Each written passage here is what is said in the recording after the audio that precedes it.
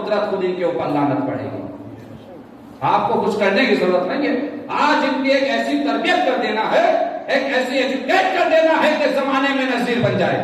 اس لیے کہ محبت اور تربیت جو ہوتی ہے وہ محبت آمیز جملے سے ہوتی ہے, سختی سے تربیت نہیں کی جا سکتی. آج ایسی تربیت ہوگی, پروردگار کیسی تربیت ہوگی, کہے میرے رسول جس طریقے سے ہم نے آپ کے اوپر قرآن مجید میں درود پڑھا ہے, جب وقت آئے گا تو ہم آپ کے دشمنوں کے اوپر, آپ کو اذیت دینے والوں کے اوپر ہم خود خدا اسی طریقے سے لعنت پڑھیں گے. جس طریقے سے پڑھیے قرآن مجید سورہ احزاب میں آیت نمبر 56 میں, جس آیت کو آپ ہر نماز کے بعد, آپ ہر دعا کے بعد, آپ ہر دعا سے پہلے پڑھتے ہیں بسم اللہ الرحمن الرحیم. سورہ احزاب میں پہلے 56ویں آیت میں ارشاد ہوتا ہے ان اللہ و ملائکتہ یصلون علی النبی یا ایھا الذین آمنوا صلوا علیہ وسلموا تسلیما. ایک صلوات پڑھیے, آپ پڑھیے. ارشاد ہوتا ہے کہ ان اللہ و ملائکتہ, کہ بے شک اللہ اور اس کے ملائکہ رسول کریم پر درود بھیجتے ہیں. اے صاحبان ایمان, تم بھی اس اللہ کے رسول پر درود بھیجو. یہ آیت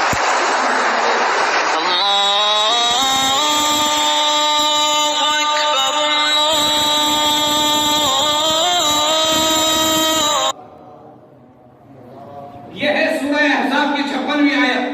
اس میں رسول کے اوپر درود بھیجنے کا ذکر ہوا ہے. آواز قدرت آ گئی, اے میرے پروردگار جس طریقے سے میں نے تیرے اوپر درود بھیجا ہے, جب وقت پڑے گا تو میں تیرے دشمنوں پر لعنت بھیجوں گا. یہ 56ویں آیت ہے. ایک آیت کا گیپ نہیں, ایک رکوع کا گیپ نہیں, ایک سورے کا گیپ نہیں, بلکہ 57ویں آیت میں فوراً ارشاد ہو گیا ان الذین یؤذون اللہ ورسولہ لعنہم اللہ فی الدنیا والآخرہ. لعنہم اللہ فی الدنیا والآخرہ, وہ لوگ کہ جو اللہ کو اذیت دیتے ہیں, اس کے رسول کو اذیت دیتے ہیں, اللہ کی لعنت ہو, دنیا میں بھی ان کے اوپر لعنت ہو, آخرت میں بھی ان کے اوپر لعنت ہو.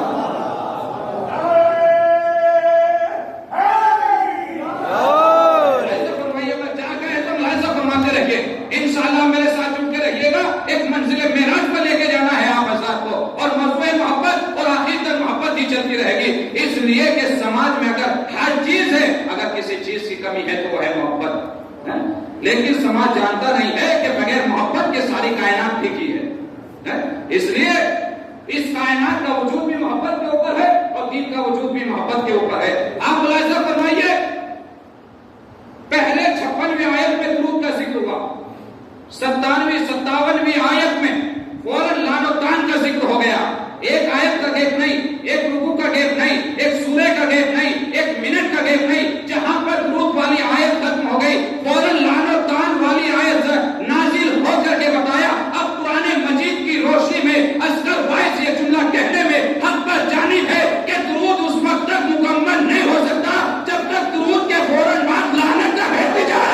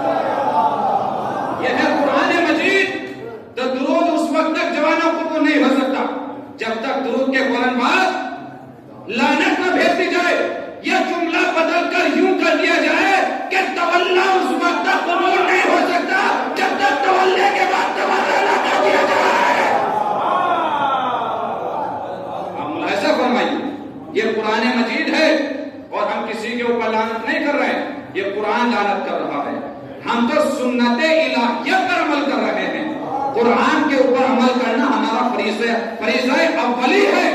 اگر ہم نہیں کریں گے تو کون کرے گا؟ یہ سنت الہیہ ہے.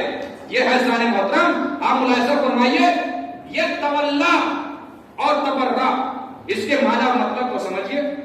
تولا یعنی محبت، تبرہ یعنی اظہار بیزاری. اللہ سے محبت، رسول سے محبت، اہل بیت سے محبت. تبرہ اللہ کے دشمنوں سے نفرت، اس کے رسول سے نفرت. عام ملاحظہ فرمائے دونوں اہم چیز، جتنا اہم تولا اتنا ہی اہم تبرہ. آپ ملاحظہ فرمائیے. تو ایک محدث نے کہا اصغر وائس یہ بتائیے کہ جب تبرہ اتنا اہم چیز ہے تو یہ قرب دین میں سب سے آخر میں کہاں سے آ گیا؟ آپ ملاحظہ قرب دین یاد نہیں آپ کے ساتھ؟ یاد ہے نا؟ پڑھیے ذرا.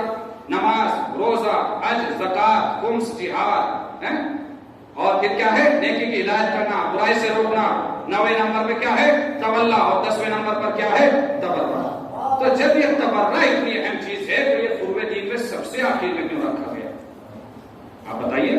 جوانوں سے پوچھتا ہوں، اس کو نماز کی جگہ پہ ہو جانا چاہیے تھا، اس کو روزے کی جگہ پہ ہونا چاہیے تھا، لیکن نہیں، اس کو سب سے آخر میں رکھا.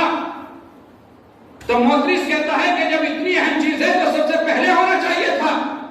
میں نے کہا کہ عقل کے انڈے یہ بتا کہ بنیاد نیچے ہوتی ہے کہ اوپر ہوتی ہے؟ بنیاد نیچے ہوگی کہ اوپر ہوگی. مگر یہ یاد رکھیے گا، آپ بلڈنگ کو جتنے لمبے ٹائم تک رکھنا چاہتے ہیں اس کی بنیاد کو اتنا ہی مضبوط رکھنا ہوگا. میں کچھ کہہ گیا ہوں؟ اس کی بنیاد کو اتنا ہی مضبوط. اگر ہلکی پھلکی بنیاد ہوگی اور عمارت 10 منزلہ ہو جائے تو وہ چند گھنٹوں کے ساتھ زمین بوس ہو جاتی ہے. آپ سمجھ لیجیے گا، جب بنیاد کمزور ہوتی ہے تو عمارتیں زمین بوس ہو جاتی ہے. عمارتیں زمین بوس ہو جاتی ہے. آپ سمجھیں کہ تبرہ اسلام کی بنیاد ہے. اب اگر اس دل میں اللہ اور اس کے رسول کے دشمنوں کی ذرہ برابر بھی محبت آ گئی تو سمجھ لیجیے گا کہ نماز کی عمارت بھی زمین بوس ہو جائے گی، زمین بوس ہو جائے گی، جہاد کی عمارت بھی زمین بوس ہو جائے گی.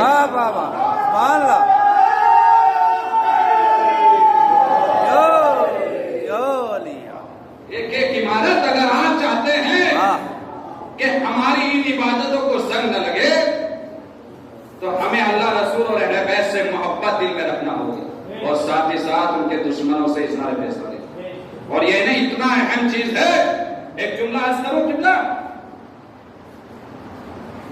کہ انسان توحید کی وادی میں اس وقت تک داخل نہیں ہو سکتا کہ جب تک وہ انکار نہ کر سکے. وہاں پر پہلے انکار، بعد میں اقرار. پڑھیے لا الہ الا اللہ، لا الہ الا اللہ. پہلے انکار، بعد میں اقرار. پہلے دنیا کے تمام خداؤں کا انکار کرو تب تمہارے دل میں ہماری محبت آئے گی. تب اس دل میں اللہ کی محبت، اس کے رسول اور اہل بیت کی. پہلے سب کا انکار، بعد میں اقرار. یہ ہے عزیزان محترم. اور یہ تولا اور تبرہ، جہاں پر تبرہ دوست سے محبت کا اظہار ہے، وہیں پر تبرہ دشمن سے اظہار بیزاری کا نام ہے.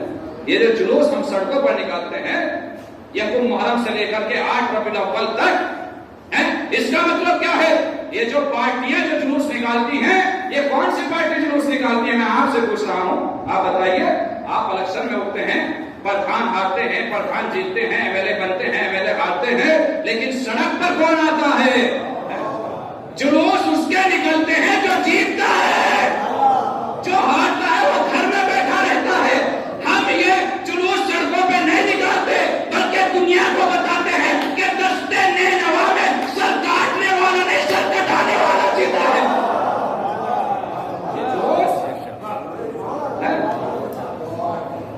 بلکہ جملہ اور بدل کے کہہ دو کہ یہ علم اٹھا کے ہم جلوس نہیں نکالتے، ہم دنیا کو بتاتے ہیں کہ ہم مظلوم کے حامی ہیں، ہم ظالم کے حامی نہیں. یہ جلوس اظہار محبت بھی ہے اور اظہار بیزاری بھی. ایک جملہ ہو سکتا ہے کہ نیا ہو، آپ ملاحظہ فرمائیے گا.